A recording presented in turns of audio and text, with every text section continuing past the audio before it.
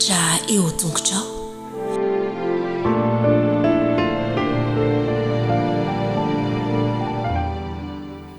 Avia, aoka isika iobo ho an'i Jehova. Aoka isika hanao feo fifaliana ho amin'ny vatolampy famonjenantsika. Aoka akeo anatsehany amin'ny fiderana isika. Aoka haneo feo fifaliana ho azy amin'ny firana isika. Fa Andriamanitra lehibe Jehova, ary mpanjaka lehibe ambonin'ny Andriamanitra rehetra izy. Eo an-tanany ny fitoerana lalina amin'ny tany, ary azy ny tendrombohitra avo. Azy ny ranomasina, fa izy ny nanao azy, ary ny tany maina dia noforonin'ny tanany. Avia, ka aoka iondrika sy akohoka isika, aoka isika andohalika eo anatsehan'i Jehova mpanao antsika. Ho fideratsika an'Andriamanitra sy ho fanomboantsika izao fotoana izao, dia andeha ataontsika ny hira 530 ny andininy rehetra ho fanomezantsika voninahitra an'Andriamanitra.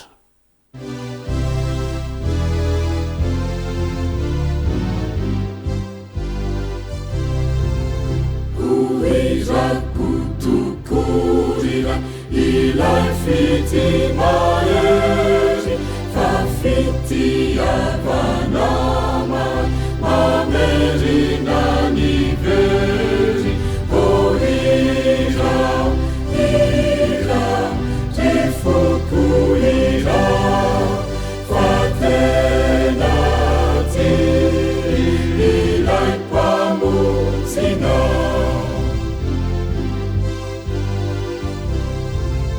Irau lai faefanabe manufani panuta natin malemi azare hajesi zauni uta o ira rifuku ira fatenati ilai pamusina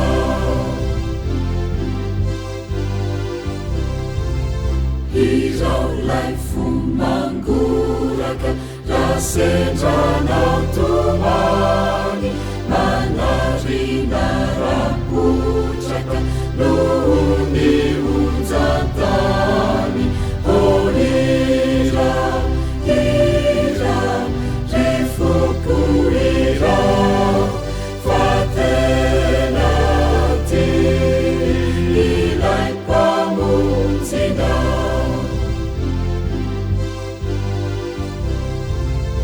Irau ilai piamina Mia isi mitanjo Naitana misakamina Nalina nanjo O ira Rifuku ira Fatenati Ilai pamunzina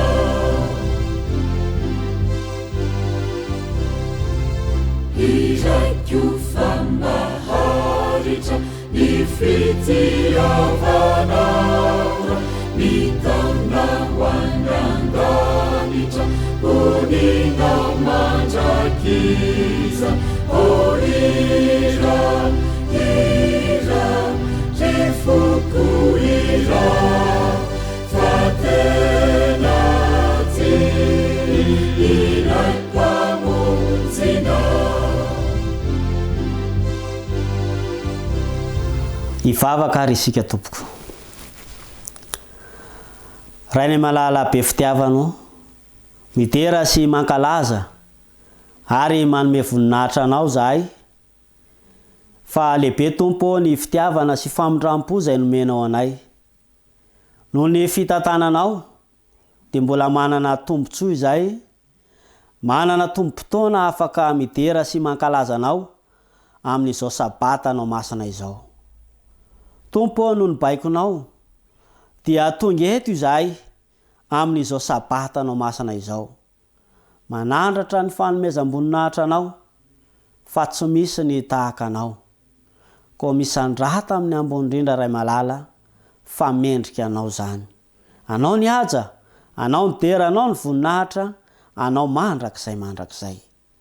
Tompo tia anay eo, anatin'ity sabata no masina ity apetrao aminay tsirairay avy tompony fitahina zay fanomenao rehefa sabata toy izao ko engane hoeniko zany fitahinao zany ny sambatan'olona ary ny fotoana rehetra ho eo ambany fitarihan'ny fanahinao masina izany vavaka izany dia tononona sy asandratra noho ny amin'ny anaran'i Jesosy Kristy. Amen.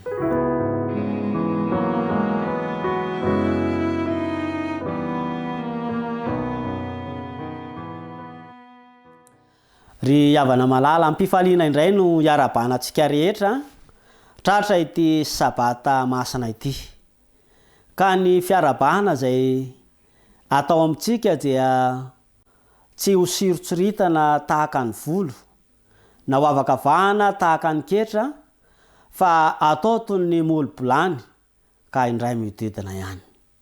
Andeha indramiko ny fiaraban'ny anjely mba iarabanantsika rehetra manao hoe arahaba ary ilainao soavina ny tompo ane ombanao. Ombantsika menakavy ane ny tompo mandritra ity fotoana ity. Andeha anoho ny fotoana avy hatrany isika amin'ny alalan'ny fiainotsika ny tatitra maneran-tany. Andeha ho arahantsika izay tatitra izay ary. Tahaka ny an'ny olon-drehetra, ny talata dia andro mitovy amin'ny andro rehetra amin'ny herinandro ihany. Fa ho an'ny olona mona manakaiky ny fiangonana Adventista Kaitaya, ny andro talata dia miavaka tsy toy ny andro rehetra. Isaky ny talata dia manana programa antsoina hoe fandarana ho an'ny ankizy zahay. Vao tonga izy ireo dia omena sakafo satria noana. Dia avy eo misy fandarana ahafahan'izy ireo mandray anjara izay tian'izy ireo tokoa. Tsy tonga dia toy izao hita amin'izao akory izany fa nivoatra miandalana. Taona vitsy-lasa izay tamin'ny andohan'ity fandarana asa ity dia toy ireny trano fitehirizam-bakoka teolojika ireny ny fiangonanay. Amoron-dalana no misy azy nefa tsy nahakasika amin'ny mponina ka dia tsy maintsy nikaroka fomba hifampikasoana amin'ireo mponina izahay satria te hifangaro amin'izy ireo. Mifankafantatra sy manokana fotoana iarahana izay no andohan'ilay programa sakafo iarahana ary tore mihitsy ny anitra entiny. Nety tamin'izy ireo nitondra anazy tamin'ilay sakafo iarahana satria tiako mahita azy ireo miara milalao sy mifankalala amin'ny ankizy hafa. Tena tiako nandre azy ireo nyteny hoe neny jereo angefa nandoko an'ity sy ny hoe lalao dia nandresy. Tena tsara tokoa ity tetikasa noforonina ho amin'ny mpianakavy ity. Hitako hoe rehefa ato dia mahatsapa ho anisan'ny fianakaviana mahafinaritra loatra, tena fianakavian-dehibe.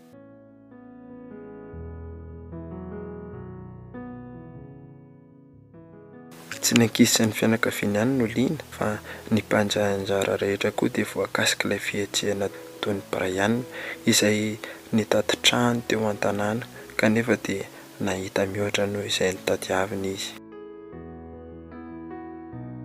Rehefa nahita mipeta-drindrina tao ivelana izay milaza sakafo iarahana, vao maika moa reko hoe sakafo tsy misy hena ilay izy, mpakafy sakafo tsy misy hena mantsy ka tonga dia tiako ilay izy.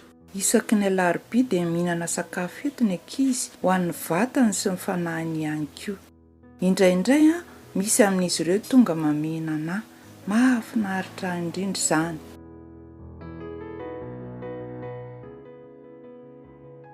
Tsy totosa moa izao tetikasa izao raha tsy teo ny fanohanana manokana nataony Adra Nouvelle-Zélande. Ny Adra moa dia sapan-draharaha misana ny lafin'ny fanampiana sy ny vonjitaitra any fiangonana Adventista mitandrina ny andro 7. Raha ny marina dia miasa amina tetikasa misehatra iraisam-pirenena izahay mba hanampiana ny fianakaviana na koa ny fiarahamonina izay mila an'izany.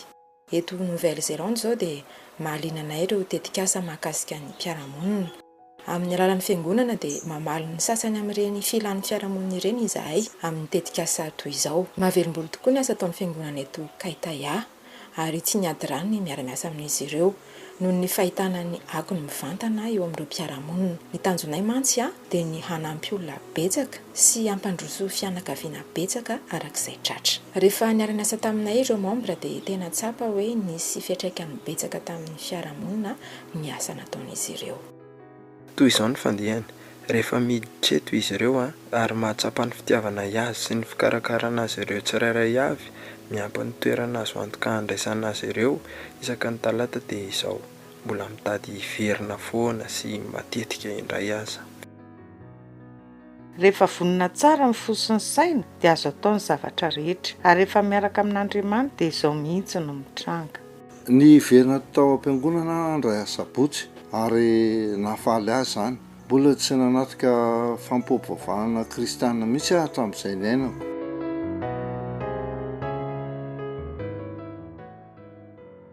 Tiako ilay fandaharana araka fehezandreo zanako koa. Tiako ny fiangonana izany na tonga hitondra azy ireo hivavaka rehefa sabotsy. Fihetsika tsotra toy izany dia mety hanampy antsika hahatratra tanjona ambony. Ary ny lehibe indrindra dia izao, tsy manantena ho avy tsaratsara kokoa fotsiny isika fa afaka ho mpandray anjara hahatanteraka izany. Afaka manova zavatra eo amin'ny fiarahamonina misy anao ianao, resao ny fiangonana misy anao eo an-toerana na ny adra ahafantaranao ny tokony atao mba ho tena zava-misy marina izany.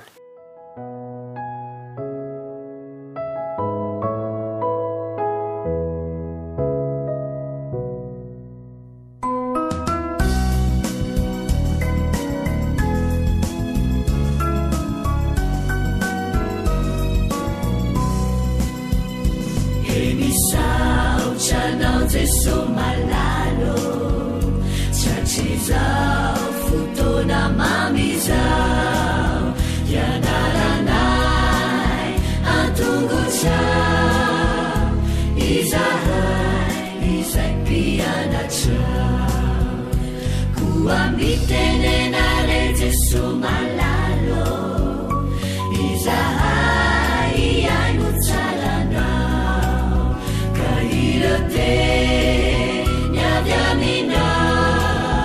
Itweza wampunaya kuambitenenale Jesu malalo izahai ainuchalana kahilote nyavyamina itweza wampunaya ilote nyavyamina itweza wampunaya.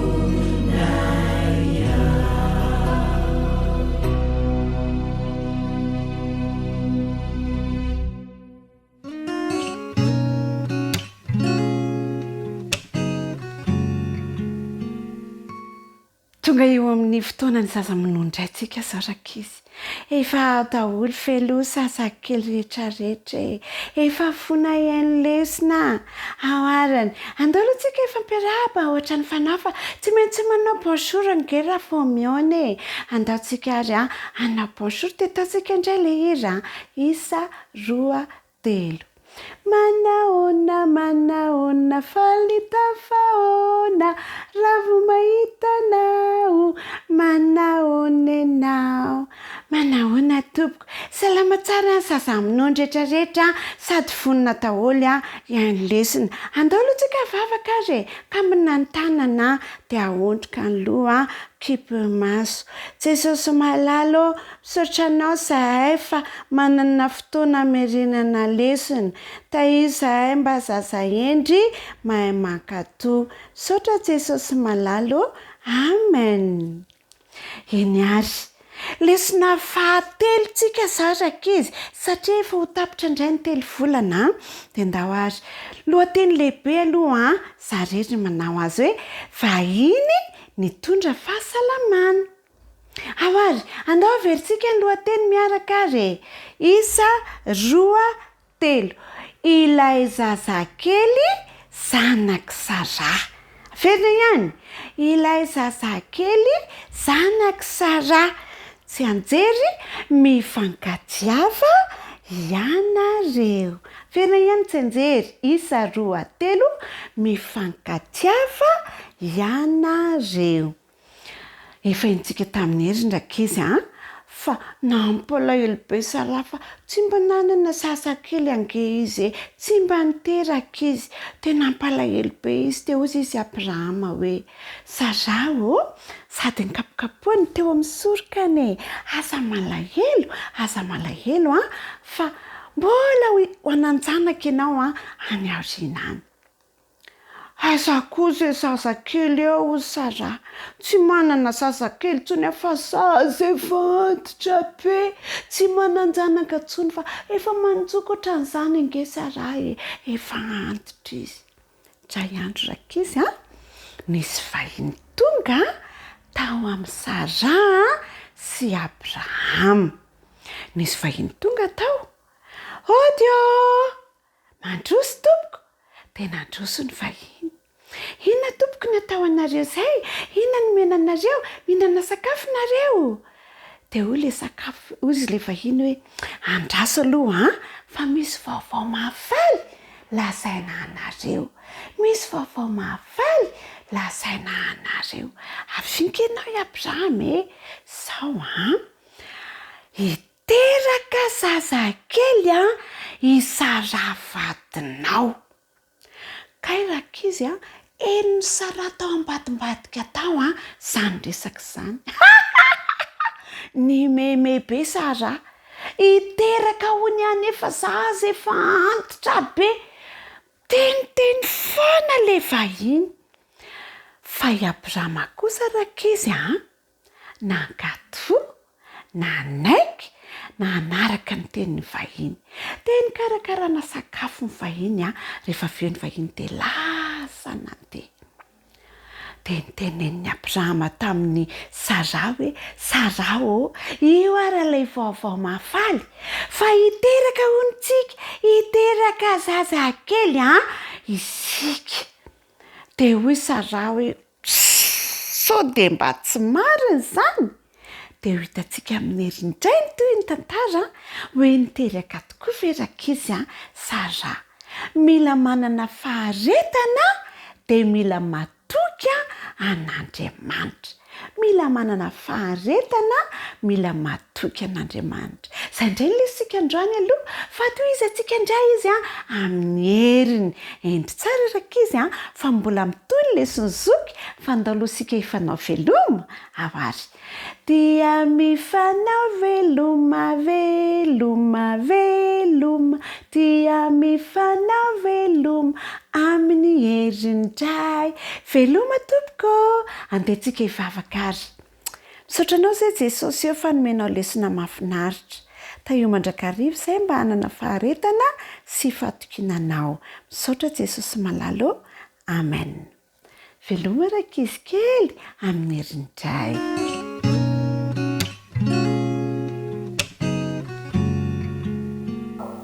Manahoana daholo ny zaza minono sy ny zaza bodo andao tonga dia hisaotra an'Andriamanitra isika akambany ny tanana, ahondrika ny loha dia akipy ny maso fa hiara hivavaka isika. Andriamanitra misaotra anao indray izahay zaza minono, zaza bodo, ny ankizy rehetra fantatr'izao sabata fitsarana izao. Dia misaotra no fitahiana nomenao anay, omeo fahendrena izay mba hiaino tsara amin'ny anaran'i Jesosy. Amen. Mino fa nianatra ny lesona avokoa isika rakizy nandritra ny enemana.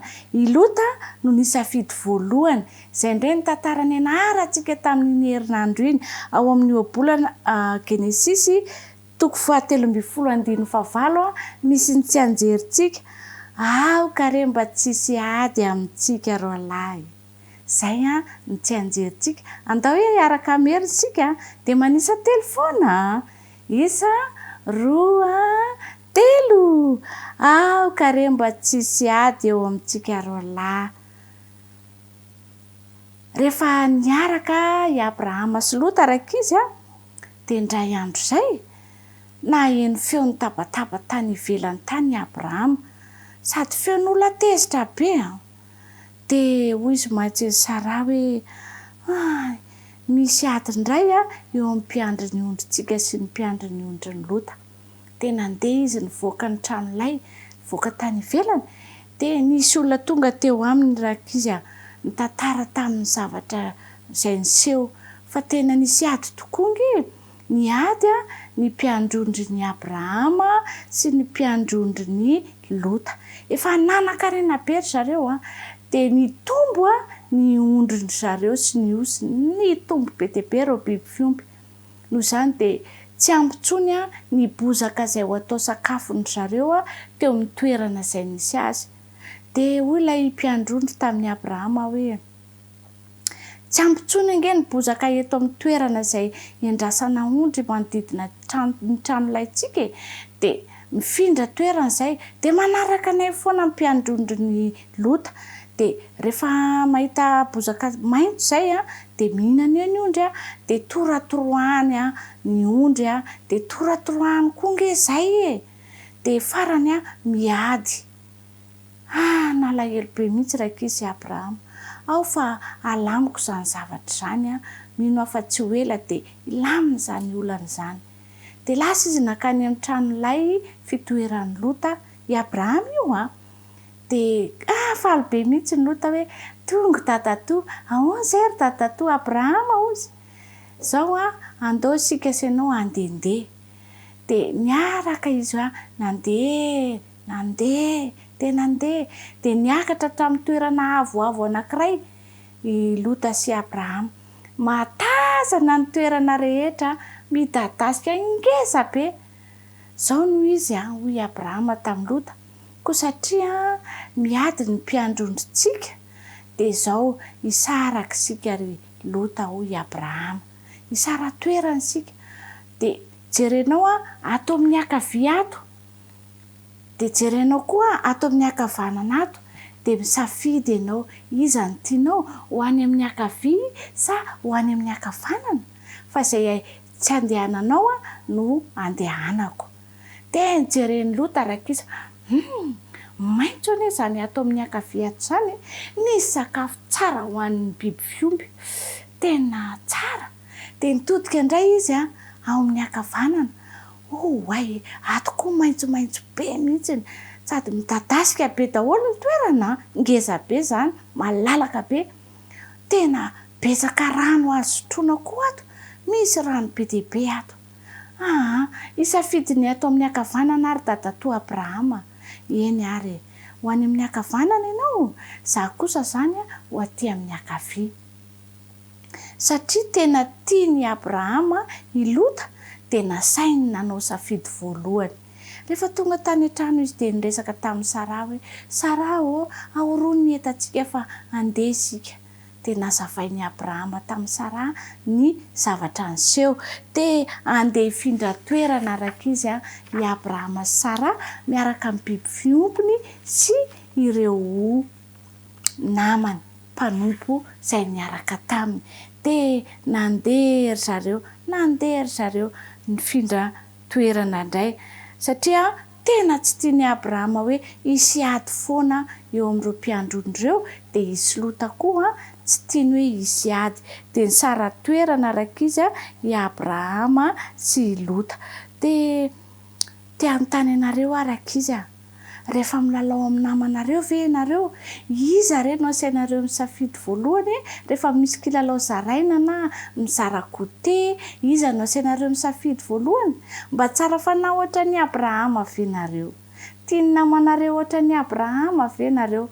De namana no asaina misafidy voalohany. Izay no nilesintsika tamin'ny herinandro indray. Mino aho fa samy ianao an'izany daholo ny zaza-minoa sy zaza-boto de ifarana ny fandaharantsika fa alolo hivavaka akambana ny tanana ondrika ny loha de akipy ny maso. Jesosy zokinay misaotra noho ny lesona nampianarinao anay.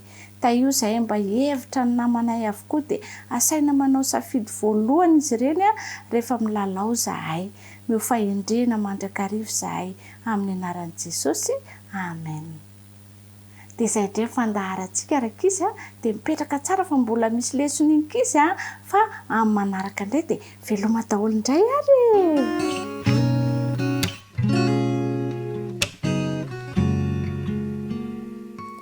faly miarahaba ny ankizy rehetra indray ny tenako tratry ty sabata mahafinaritra ity. Jesosy eny hitahanareo manokana rakizy. Ankehitriny dia tonga ny fotoana izay ahafahantsika mamerina ny lohahevitra eto indray dia ny lohahevitra faraika amby folo. Mino fa samy mahay ny lohatenin'izany daholo antsika tsirairay avy dia andeha raha antsika mamerina ilay izy manao hoe zavatra mamofona trondro. Ahoana tsara hoe zavatra mamofona trondro. Ny andalan-teny izay nianarantsika nandritry ny herinandro natao tsy anjery dia ny rahantsika nahita tao amin'ny Jaona voalohany toko voalohany andininy fahasivy. Andendray rahantsika manao hoe raha miaiky ny fahotantsika isika dia izy mamela ny fahotantsika. Andao averina tsara raha miaiky ny fahotantsika isika dia izy amela ny fahotantsika. Jaona voalohany toko voalohany andininy fahasivy. Mino fa samy nahazo fifaliantsika raha nianatra ny lohahevitra nandritry ny herinandro dia tsy inona izany rakizy fa ny tantarany Jaona. Ia, Jaona ilay mpaminany izay nirahan'Andriamanitra. Ankehitriny anefa izy dia tsy te hanao an'izany irak'izany ka dia naninona andeha hitsoaka ho an'ny Tarsisy. Rehefa teny ambonin'ny sambo angeraka izy Jaona tena tory tsara tary ambanin'ny sambo tary izy dia indro fa nisy rivo mahery tonga izay naninona nanafika niatra tamin'ny sambo ka dia nanonja sy nitselatselatra ny andro dia tsy hitany tatsambo intsony izay atao. Rehefa natao moa ny filokana rakizy dia hita fa iza no nahatonga ny loza i Jaona ka dia natsoina i Jaona. Rehefa nanoloana an'ireto tatsambo sy ny olona tao anatin'ny sambo reto i Jaona dia nafinaritra rakizy fa tsy mba nanday izy fa rehefa nanontaniana izy izay mety ho anton'izao loza izao dia niaiky rakizy i Jaona hoe tena avy aminy tokoa izao loza izao satria dia niran'ilay Andriamanitra mpanao ny lanitra sy ny tany aho izy ho an'ny Ninive. Saingy tsy tiako izany dia aleko nandeha nakatia Tarsisy ka zao ampijanona an'izao loza izao dia atao inona hono Jaona hozy izy Jaona atsipazo any anaty ranomasina. Dia nandà mafy moa izany rakizy reto tatsambo reto hoe ahoana moa no anipazanay ianao any an-dranomasina, tsy hamono anao ve izahay? Dia hozy izy Jaona hoe satria avy amiko mihitsy izao loza izao dia atsipazo any aho hozy izy. Dia nakatoavindry zareo moa izany rakizy ny tenin'ny Jaona ka dia natsipy tany an-dranomasina tokoa i Jaona. Ary i Jaona izay efa nieritreritra hoe ho faty iny dia niletika tany anaty rano niletika tany anaty rano dia nafinaritra dia izao nanomana trondro anankiray lehibe Andriamanitra itelona ny Jaona. Ka dia natelo ny trondro ary ankehitriny rakizy i Jaona dia tao anatin'ny kibon'ny trondro. Izay no nahatonga ilay lesinantsika hoe zavatra hafahafa mamofona trondro satria rehefa niaina izany Jaona dia gaga izy fa ao anatina zavatra toa fofona trondro izany misy azy izany ankehitriny dia nafinaritra fa mbola velona ihany inge Jaona na dia tao anatin'ny trondro azy noho ny fitiavan'Andriamanitra azy. Tian'Andriamanitra tokoa rakizy ny hamonjy antsika tsirairay avy kanefa dia izao hoe misy zavatra izay tiany izany tantara izany ho ampianarina antsika. Dia voalohany indrindra sitrak'Andriamanitra izao sy ianao raha hiaiky ny fahotantsika. Misy zavatra nataonao ve nampalahelo ny hafa? Ny zavatra nataonao tsy nety ve?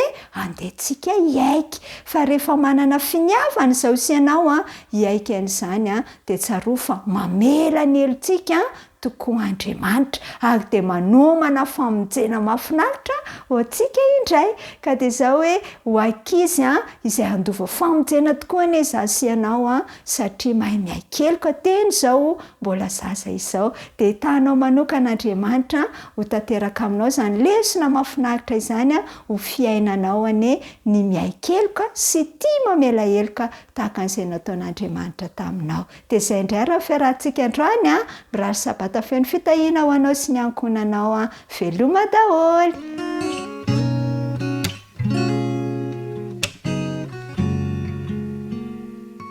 Miarabantsika tanora zandry indray ary hiaraka eto indray isika amerina ny lesona izay nianarana nandritry ny herinandro. Lesona fahafiry moa lesona faha 1 ambin'ny folo. Andeha ho averintsika raha ny lohateny sy ny tsy anjery. Mpanompo tsy napoizina. Tadidinareo ve ny toko sy andiny misy azy? Zay indrindra Mateo toko faharoapolo andininy fahaenina amby roapolo ka hatramin'ny fahavalo amby roapolo. Ndao hiarakara. Fa izay teo lehibe aminareo teo ho mpanompo anareo, ary izay teo ambony indrindra aminareo teo ho mpanomponareo. Fa tahaka izany ny zanak'olona tsy mba tonga hotom-poina fa mba hanompo ka hanolotra ny ainy ho avitra isolony maro. Zay le tsy anjerintsika. Tao anatin'izay tsy anjery izay no nahame ny lesona ny anarantsika nandritra n'izay herinandro izay. Tadidintsika tsara fa tamin'ny herinandro ambony dia ny sakafo niaraka ireto mpianatra sy Jesosy ireto. Ary io mihitsy no sakafo farany izay iarahan'i Jesosy amin'ny mpianany. Nalahelo Jesosy satria hisaraka amin'ireto mpianatra. Nalahelo ihany koa izy fa mbola misy toetra tsikaritra tsy mety teo amin'ireto mpianatra ireto.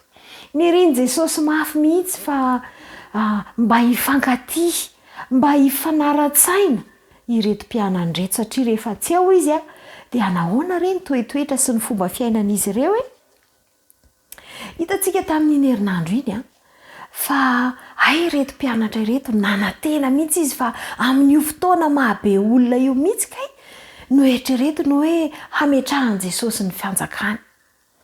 Nieritreritra izy fa ho mpanjaka sy olona ambony Jesosy ka niady toerana izy.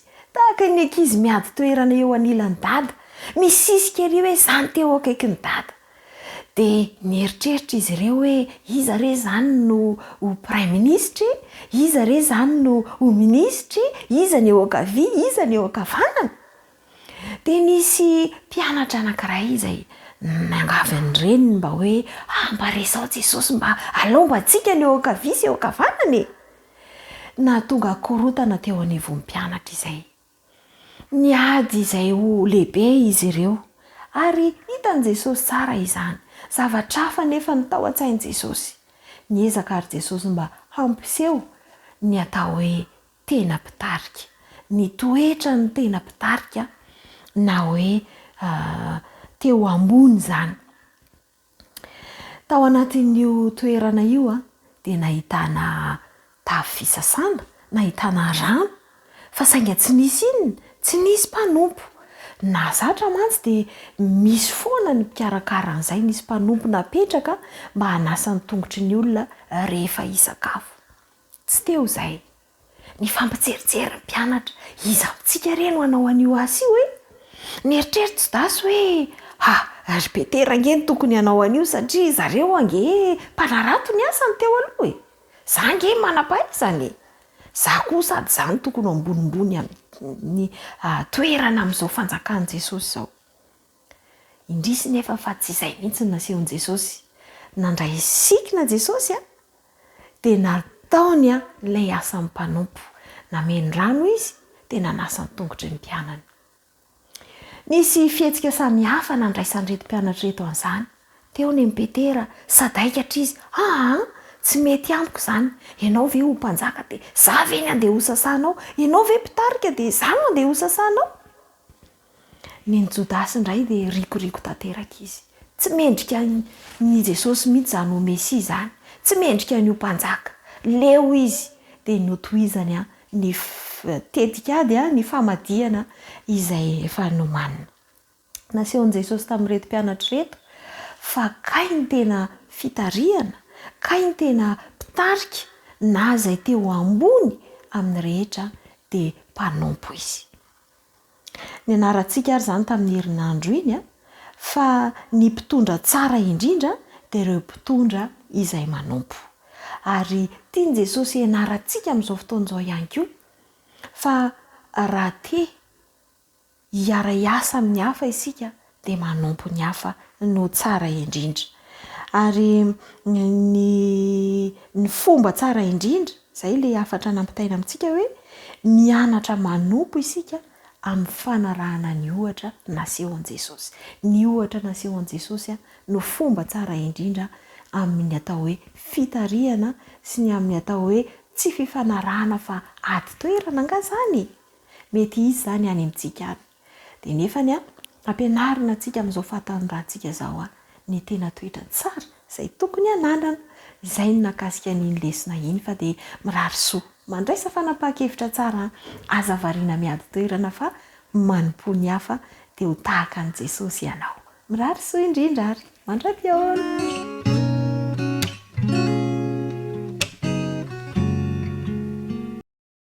Amin'ny fifaliana no iara-panany tanora mantoanto rehetra indray. Natratra izao fotoana izay amerenantsika ny lesona faraka ambin'ny folo izao izay mitondra ny lohateny hoe mahery fo. Ny tsenjerintsika dia izay hitantsika tao amin'ny Salamo. Salamo 7:70, andininy faraka ambin'ny folo sy roa ambin'ny folo. Andeha rahantsika manao izany.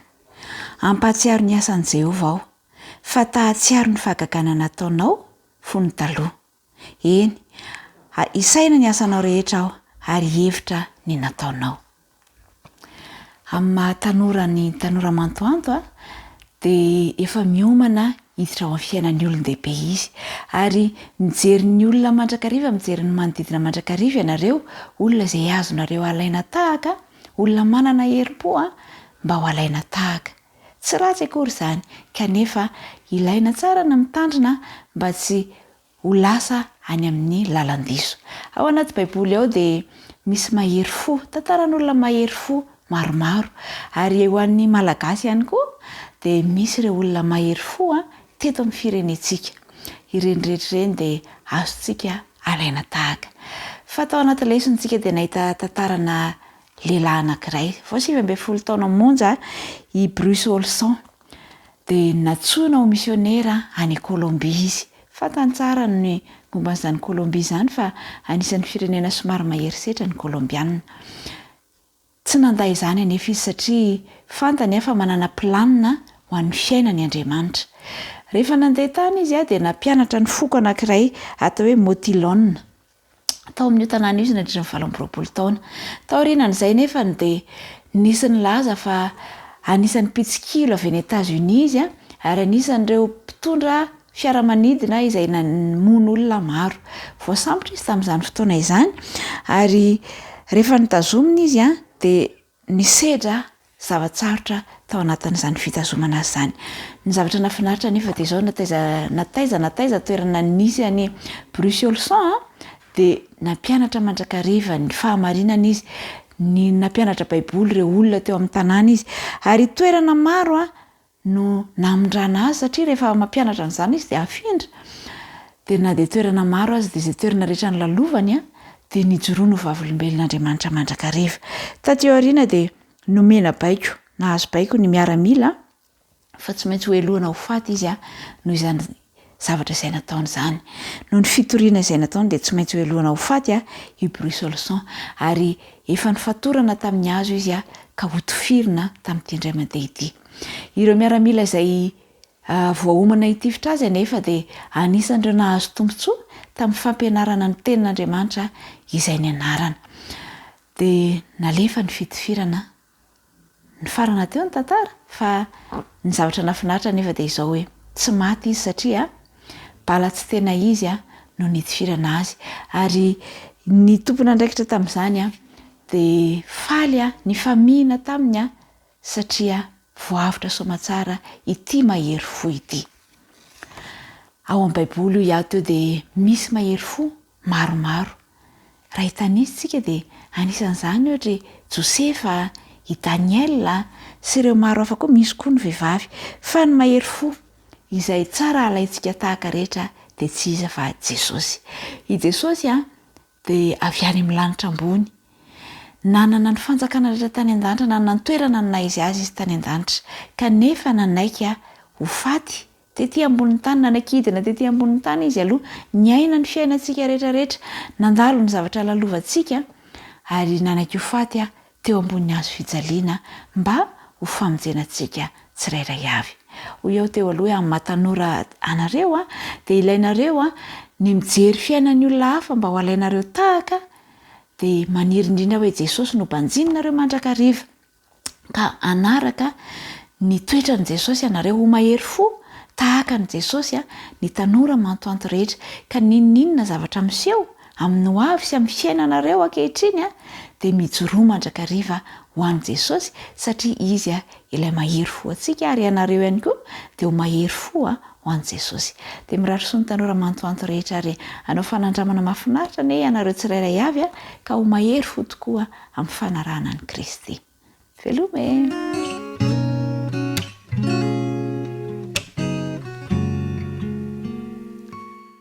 Faly miarabantsika zatovo namana indray amin'ity sabata ity ary miarabantsika rehetra tsy hankanavaka ihany koa tratran'izao sabata izao ary indrindra ny tombontsoa lehibe izay nanantsika afaka mianatra ny tenin'Andriamanitra. Miaraba tompoko. Lohahevitra anankiray no niarahantsika nianatra tamin'ny herinandro iny dia iarahantsika manatsoka lesona indray amin'izao sabata izao. Manao hoe finoana miasa. Ho antsika izay manana taridalana izay ilay izy. Finoana miasa. Araka nefa nianarantsika hatramin'izay dia izao.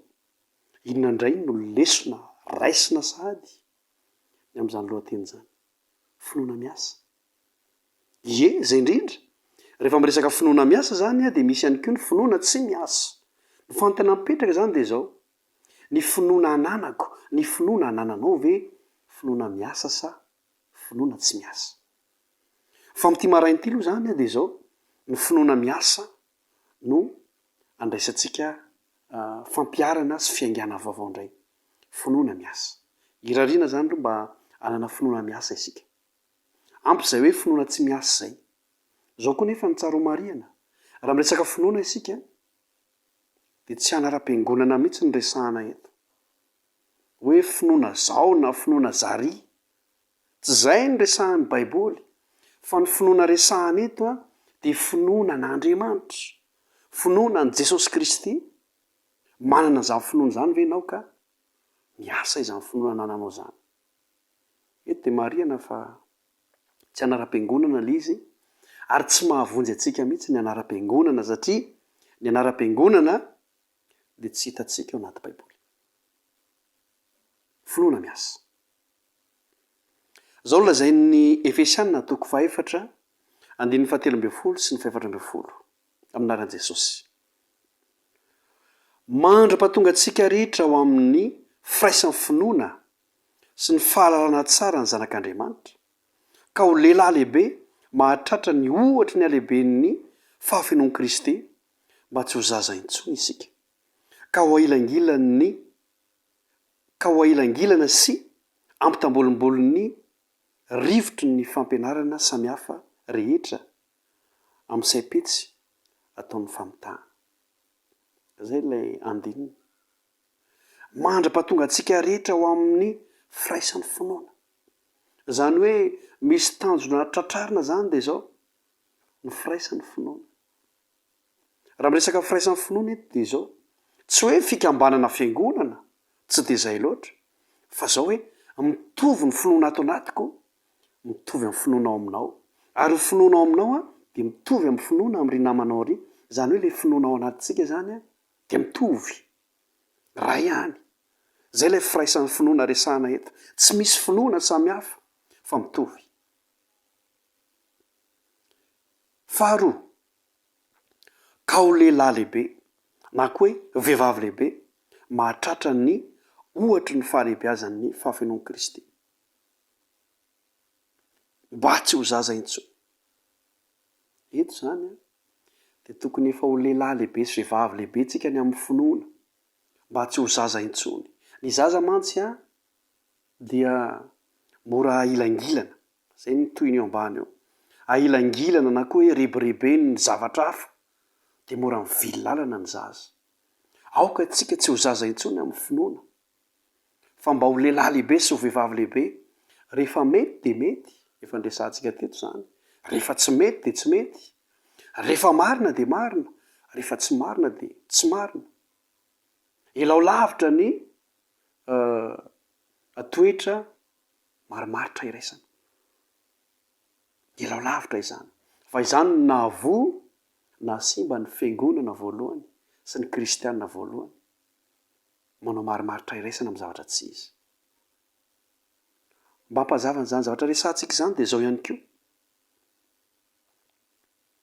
Izao sy ianao rehefa lehilahy lehibe sy vehivavy lehibe amin'ny finoana dia lasa mamirapiratra ao anatin'ny aizina isika. Aizina eto amin'izao tontolo izao dia ianao no mamirapiratra, ianao no manazava n'izao tontolo izao.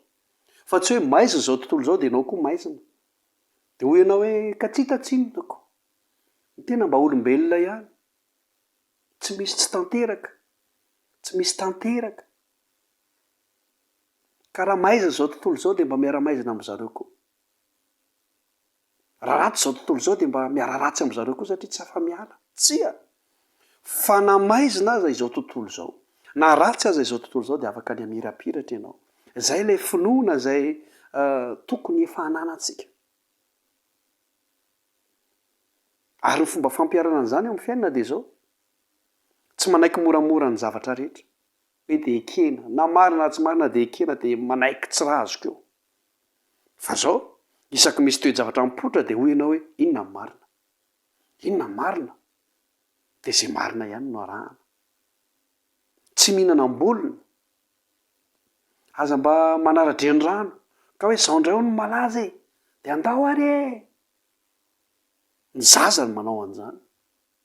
Fa ny olona lehibe amin'ny finoana eo amin'ny fanarahana an'i Jesosy, na misy mitaona aza hoe izao indray no malaza, dia mijanona izy aloha. Dia mandinika, mety malaza amin'ny olona eto amin'izao tontolo izao izany, fa tsy malaza ao amin'Andriamanitra ary tsy tokony ho arahana akory. Tsy manara-drenirano, tsy manaraka ambokiny, tsy mihinana ambolony. Izany no antsoina hoe finoana miasa. Irariko, mba hanana finoana miasa ianao, ka tsy hanao tao foana fa afaka mandinika tsara ary dia miasa ampinoana ao anatinao arak'izay tokony ho atao sy ho sitrapon'Andriamanitra. Toy izay ary ny lohahevitsika, mba tsy tenene ianao hoe mbola zaza fa efa tokony efa lehibe eo amin'i Jesosy ianao amin'ny resaka finoana. Mandra-piresaka indray ary.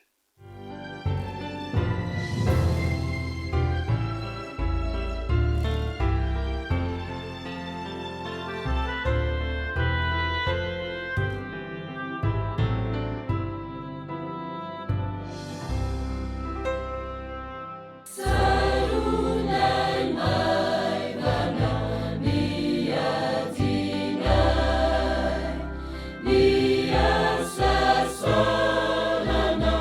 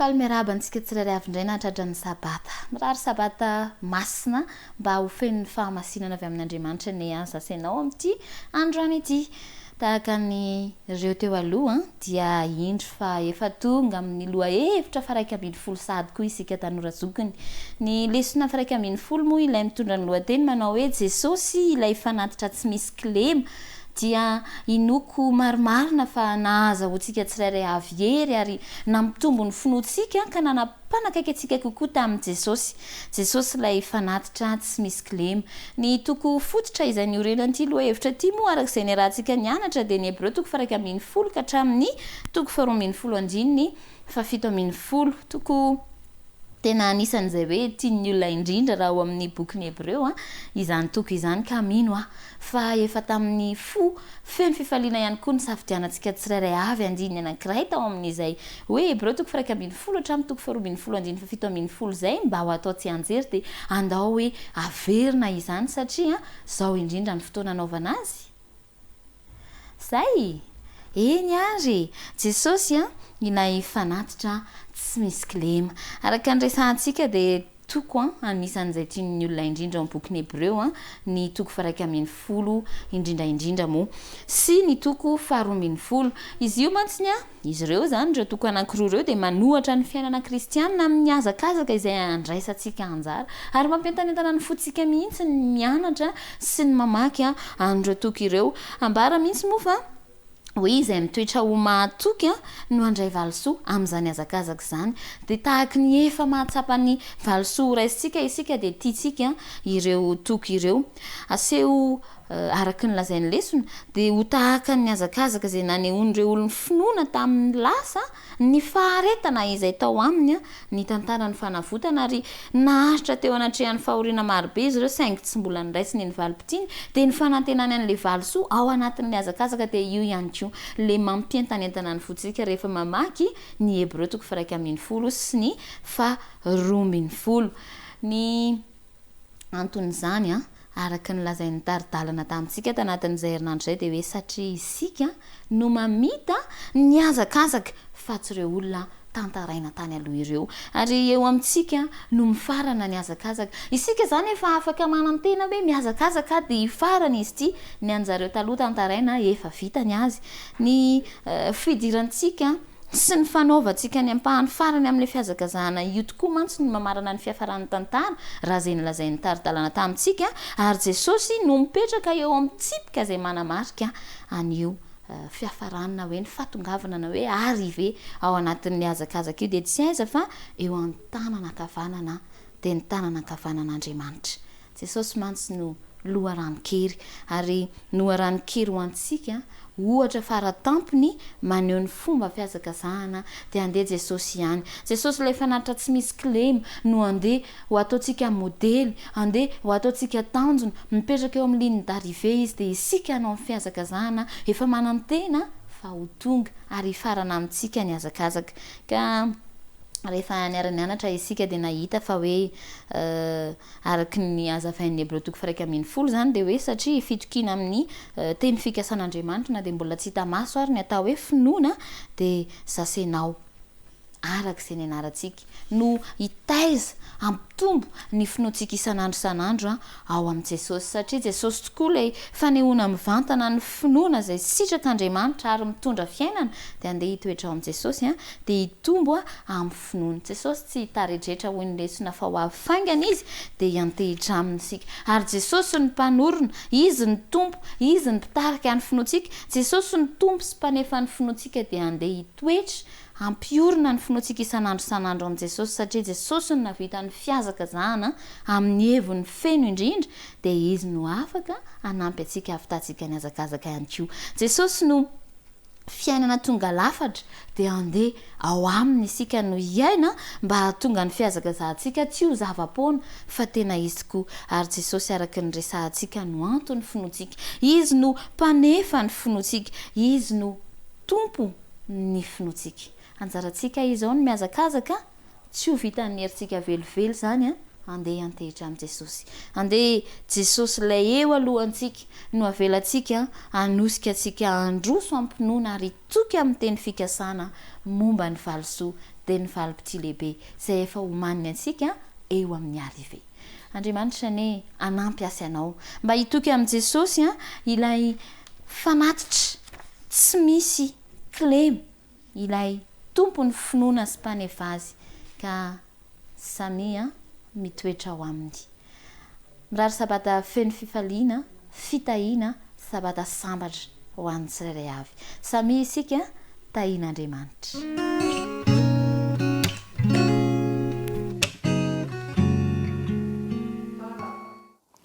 Manolotra ny fiarabana ary manonona ny fiadanan'ny tompo ho anao sy ny ankonanao izay manaraka ny fandarantsika indray androany. Herinandro fa 120 amin'ilay loha hevin-dehibe hoe ny afatry ny bokin'ny Hebreo an'izao andro farany izao no misy antsika ka ny lohateny dia manao hoe Jesosy ilay tompony ny finoantsika sy mpanefa azy. Lohateny izay inoko fa tsy vaovao misofinao ary efa manitikitika anao mihitsy ny heviny koa raisina ho fifaliana sy tompontsoa ny iara-mianatra aminao ao anatin'ny minitra vitsivitsy melony anomboantsika n'izany fiara-mianatra zany dia manasanao hiaraka hivavaka isika. Rainay tsara sady be fitiavana ny an-danitra ho anao ny saotra sy ny dera, ny laza sy ny voninahitra satria mendrika izany ianao. Tonono ho anay kosa ny fiadanam-po, ny fifaliana ary ny fahaizana mandray avy amin'ny fitarian'ny fanainao masina ka hitondra fitombona ho anay ny fandiniana ny teninao.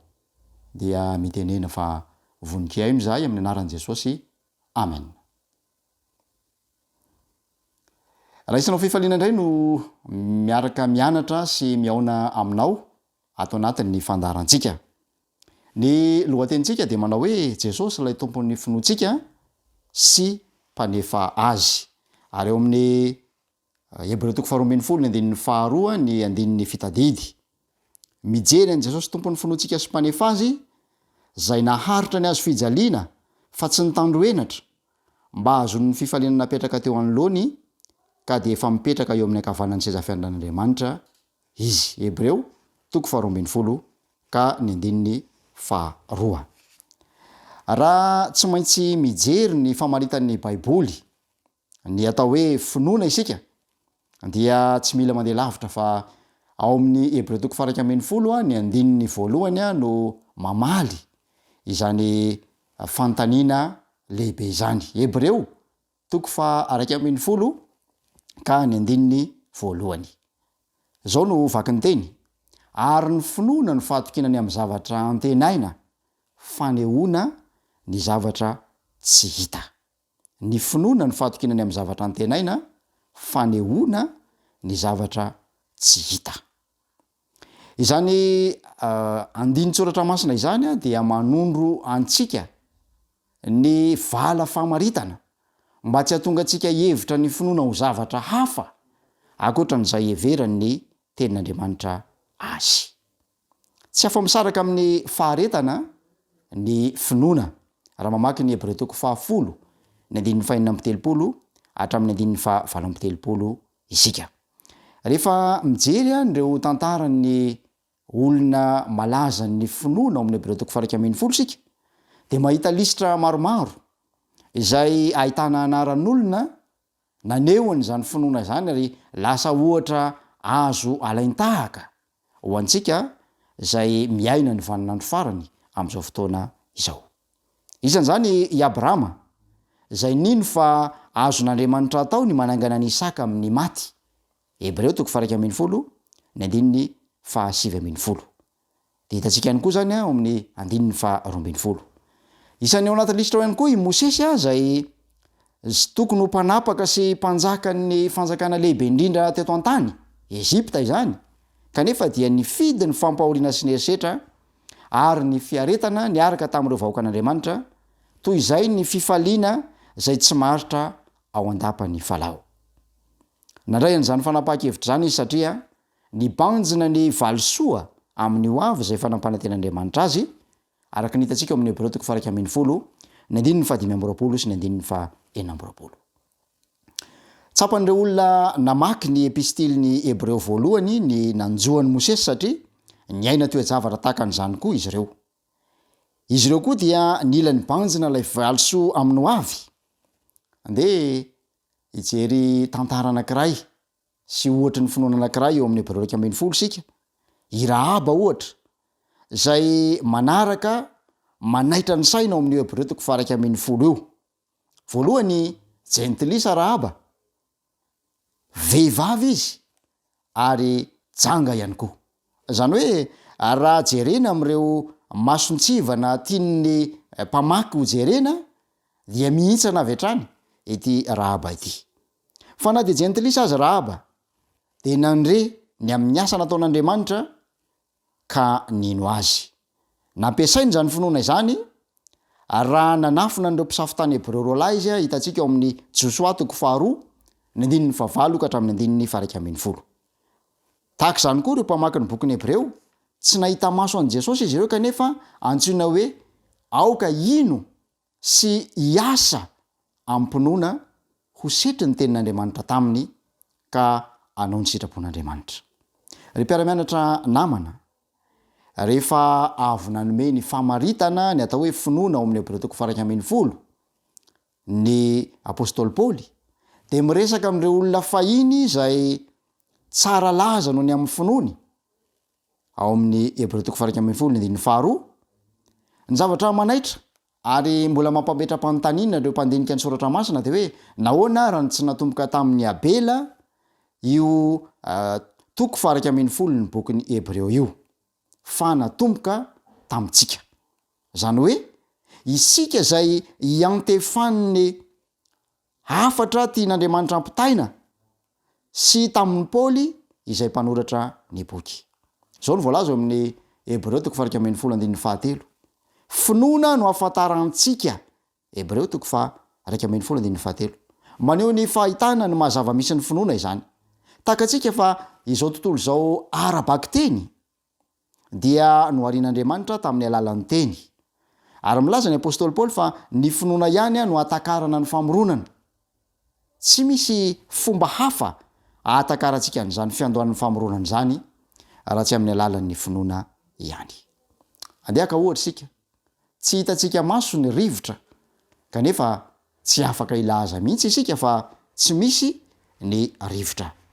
Mijery an Jesosy tompo ny finoantsika sy mpanefa azy izay naharitra ry azo fijaliana fa tsy nitandroenatra mba azo ny fifaliana napetraka teo anoloany ka de efa mipetraka eo amin'ny akavanany seza fiainan'Andriamanitra izy. Ry mpiara-mianatra namana, manohatra ny fiainana kristianina amin'ny azakazaka andraisantsika rehetra anjara izany. Ary ambarany fa zay mitoetra ho mahatoky no andray ny valisoa. Aseho no takan'ny azakazaka zay nanehoan'ireo olon'ny finoana tamin'ny lasa faharetana ny tantaran'ny fanavotana izay naharitra teo anatrehan'ny fahoriana marobe saingy tsy mbola nandray ny valim-pidiny. Ny antony hanondronantsika ho tompona andraikitra amin'izany azakazaka izany de satria isika no mamita ny azakazaka fa tsy ireo voasoratra ao amin'ny Hebreo 1:10 ireo. Jesosy kosa no mipetraka eo amin'ny tsipika zay manamarika ny fahatongavana amin'izany azakazaka lavitrezaka zay ataontsika izany. Ary izy no loharanokery ho antsika.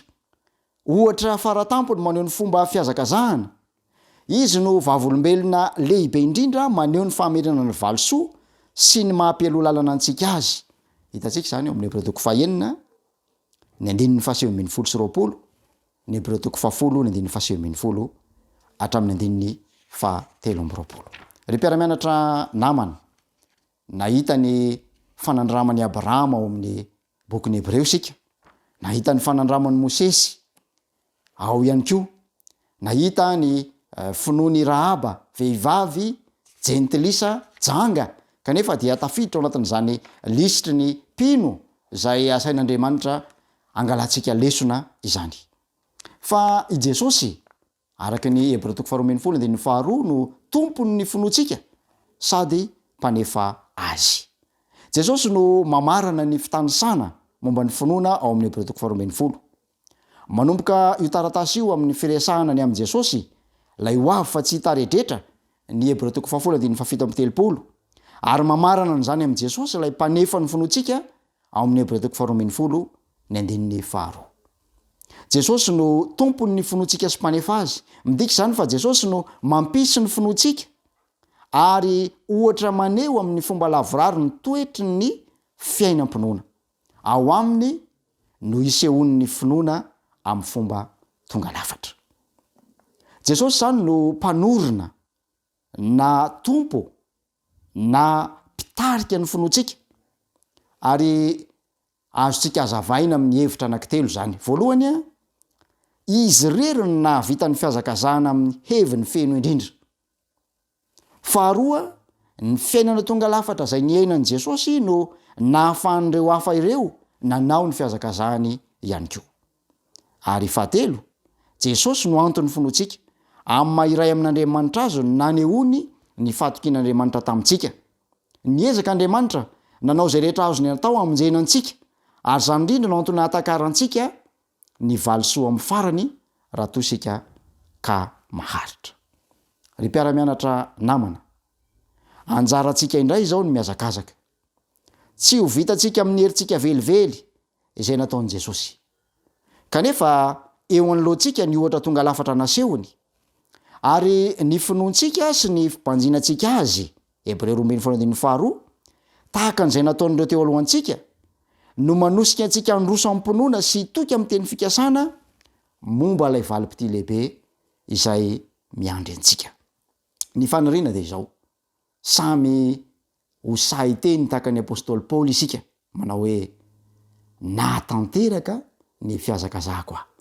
nitahiry ny finoana aho ankehitriny tehirizina ho ahy ny satroboninahitra fiainana zany no faniriana ho an'ny mpiara-mianatra tsiraray avy zay niaraka ny banjina an' Jesosy lay tompon'ny finoantsika sady mpanefa azy tamin'ity herinandro ity ary dia firariana ho an'ny isam-batan'olona anao fanandramana miaraka aminy nde iroso amin'ny fanatitry ny sekoly sabata isika koa manasanao andray anjara am'zany fitoampitahina izany andray izay nomaninao dia androtsaka izany ao anatin'ity feokira zay atolotra mpitiavana ho fotoana fiomanana sy fanokafatsika ny fotsika ao am'zany asa masana sy toerana sarobidy nametran'Andriamanitra antsika izany dia ny ho mpiara-miasa aminy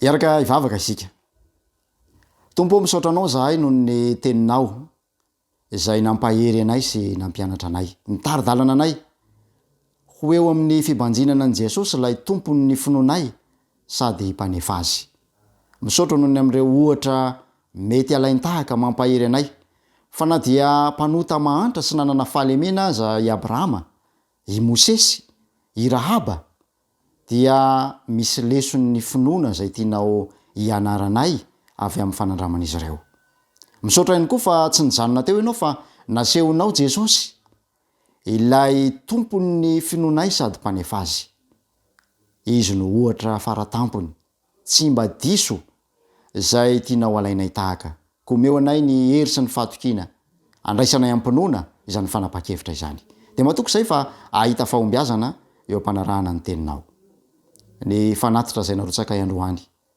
engane avita izay kendrenao azy any amin'ny lafiny tany rehetra izany ka hitaona fanahy ho anao zany tompo no fanirinay toy ny saingatanay amin'ny anaran' Jesosy amen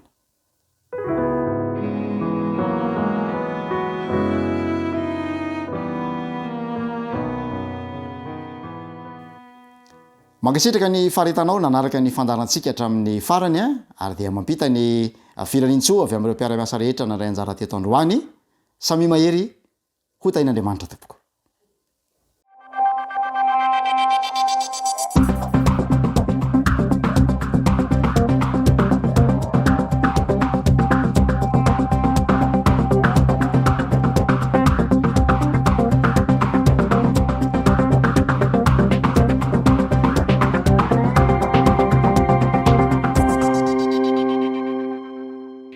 miarabantsika rehetra indray a natratra nyzao sabata marina izao a izahay ato amin'ny departementan'ny fahasalamana sy ny fahalalana ony a eto anivony fédérationna madagasikara avoany a ny fiangonana adventiste.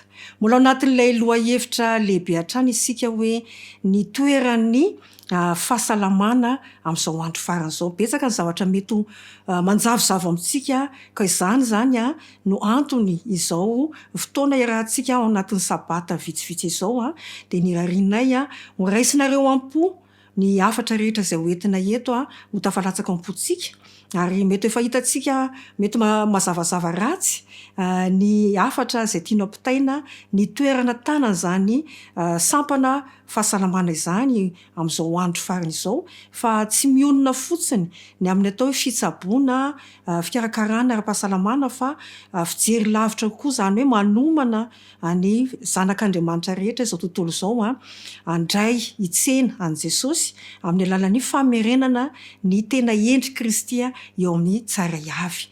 Andeha ho averintsika hatrany fa mizotra ho any amin'ilay kananan'ny lanitra ny diantsika ao anatin'izao fandarana izao ihany koa ary nataoko sarisary izany toy ny hoe mandray fiaramanidina manokana isika izay miendrika ambulance an'ilay kompania andeha ao ary ny mpanamory lehibe izay mitondra izany fiaramanidina izany dia tsy iza fa lay Jesosy Kristy ilay dokotera lehibe izay mitondra fitaovana samihafa mitily ireo aretina maro samihafa izay mahazo andreo mpandeha ao anatiny. Efa hitahita ireo aretina izay hita tamintsika teo fandarana teo aloha fa tsitsina ilay fantsona izay tokony andraisana ilay tombo-kase izay ahafahana maneho ilay endry Kristy dia ilay atao hoe lobe frontal fa ny dia moa zany dia mitohy ihany ary ilay destination voalohany mbola anatiny izao dia izao dia any amin'ilay hoe fanavaozana ara-pahasalamana ilay hoe lalàna valin'ny fahasalamana izay efa nitany izany tamin'ny fandarana teo aloha ary ny fandraisana izany miaraka amin'ilay fanombohan-kase. Tonga eo amin'ilay skala faharoa ary isika izao dia ilay atao hoe ny anjely fahatelo. Inona indray ny fanontaniana sy baraingy mety mipetraka ao anatin'ny saintsika ho jerentsika ao anatin'ny fotoana fohy izany marina fa kely ny fotoana ary mety tsy mazava avokoa ny zavatra hoentina amintsika eto kanefa raha misy liana amintsika izay manaraka izao fandarana izao aza misalasala manatona ny fohy be ety amin'ny soamanandrariny amin'ny departementan'ny fahasalamana izay misy afaka mandrayntsika rehefa alarobia maraina afaka mamaly ny fanontaniana sy etaetantsika ihany koa izay manaraka izao. Ny dia ny mpampiara-dia rehetra zany ny lisitry ny mpandeha dia mbola ireo mpandeha ihany ao anatin'ilay fiaramanidina dia ny mpisehatra ara-pahasalamana rehetra sy ny zanak'Andriamanitra rehetra. Fampitinana ilay sidina makany amin'ilay skala voalohany dia tsy haivona foana fa ilay tamin'ny skala voalohany isika dia makany amin'ilay fiantsonana izay atao hoe fanombohan-kase izay ny dikany dia ilay hoe famerenana ny endry Kristy eo amin'ny zanak'Andriamanitra izany hoe mira fanamasinana ilay atao hoe tombo-kase famerenana ny endriky ny zanak'Andriamanitra amin'ny laoniny ireo ilay milaza fa miandry ny fiverenan'i Jesosy Kristy fanondroany. Ary tao anatin'ny dia dia ilay mpanamory lehibe tamin'ny alalan'ny fitaovana scanner dia nahita na fitiliana fa misy tsy fahombiazana eo fahasalamana satria marary avokoa ny mpandeha dia efa voalaza teo ambolohany teo fa na dia eo ary ohatra ilay fanentanana natao isam-piangonana ny amin'ny hirotsana amin'ny fanaovana asa fitoriana famonjena fana fitoriana asa filazantsara asa famonjena amin'ny alalan'ny asa fanaovan-tsoa dia ohatra ny to malaindaina marary avokoa ny mpandeha satria tsetsina ilay fantsona mandray zany afatra izany dia tsinona fa ilay atidoha atao hoe lobe frontal. Tsetsina lobe frontal ary mahazo vahana indrindra ny système limbika ilay menamena faritra menamena izay noho ny manazafady ny style de vie na fomba fiainany tsara avy no antony izany ary tsy haivona fa ilay lobe frontal dia ilay ivo-toerany zava-panahy ahafahantsika mandray fanapahan-kevitra mahay mandanjalanja mahay manavaka ny ratsy ny tsara ivo-toerana tonga antsika ho tia ny zava-panahy ozy izy teo ary ny système limbika dia ilay ivo-toeran'ny saim-biby na ny filanofo. Mipetraka ary ny fanontaniana indray ary hoe roviana no ifarana ny fanombohan-kase. Andriamanitra te hametraka ny tombo-kase eo amin'ny androntsika izany hoe te hamerina ny endry Kristy eo amin'ny tsara avy. Misy fotoanany anefa izy io amaranany an'izay ahafahany mametraka izay fanombohan-kase izay. Misy boky kristiana anankiray milaza fa mandra-pahavitan'ny asan'i Jesosy Kristy amin'ny fitoerana masina satria ao izy zany no mikirakira ny dosientsika tsara avy voalazany amin'ny baiboly izany ary ao anatin'izany fotoana nataon'izany no amerenana ilay endry kristy eo amin'ny tsiray avy fahafantarana fa manao asa fitsarana Jesosy Kristy ao amin'ny fitoerana masina indrindra ao dia amin'io zany no anatanterana le fanomboakase ka mandra-pahavitan'io asan'i Jesosy ao fitoerana masina io zany no miazona ny anjely efatra ny rivotry ny lanitra mialohan'ny atongavanay loza fito farany aoriana fikatona n'ilay fikirakirana ny dosie fa miandrahana n'ilay tombo-kase eo amin'ny andro ny tsiray avy eo amin'ny sainy tsiray avy dia ny dingana manaraka amin'ny tantarany tany dia miforotsahan'ilay atao hoe loza fito farany zany voasoratra ao anatin'ny boky kristianina anankiray hoe any am-parany pejy 330 mbola ao anatin'ny boky kristianina anankiray zany anankiray no milaza fa fohy kely ny fotoana ahafana mametraka ny tombo-kase io ary tokony ao anatin'ny fotoana